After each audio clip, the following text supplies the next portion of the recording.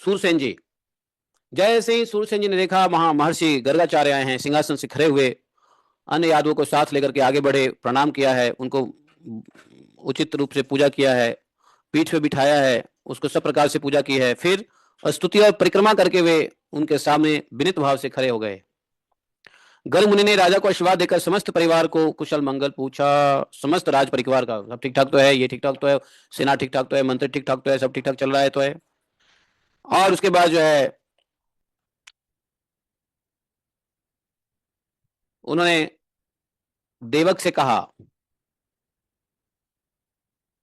वहां देवक जी भी थे। बोले राजन, मैं बहुत दिनों तक इधर उधर ढूंढा और सोचा विचारा, मेरी दृष्टि में वसुदेव जी को छोड़कर भूमंडल के नरेशों में, भूमंडल के इस पृथ्वी के जितने राजा हैं, इन सभी राजाओं में देवकी के योग्य वर नहीं, इसलिए वसुदेव को ही वर बनाकर उन्हें अपनी पुत्री देवकी को सौंप दो और विधि पूर्वक दोनों का विवाह कर दो। देखो, पहले ऐसा होता था कि शादी के लिए लड़का ढूंढना किसका काम होता था मालूम है?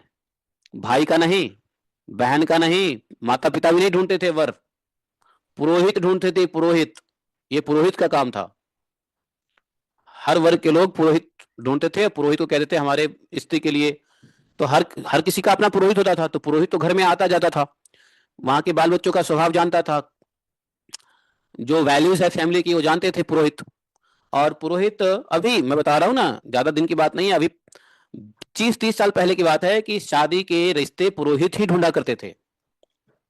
ये हमारे हमारे समय की बात है, पुरोहित ढूंढा करते थे और पुरोहित का काम होता था। वैसे ही गर्गाचार्य जी को पुरोहित बनाया था, पुरोहित गर्गाचार्य जी ढूंढ रहे थे देवकी के लिए।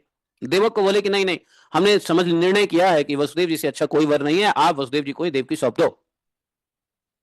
गर्ग के जैसे गर्ग जी ने, गर्गाचार्य जी ने आदेश किया, वैसे ही देवकी की सगाई जो है,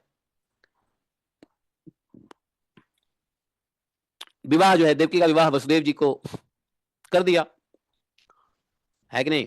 विवाह हुई, विवाह के बाद तो विदाई होता है।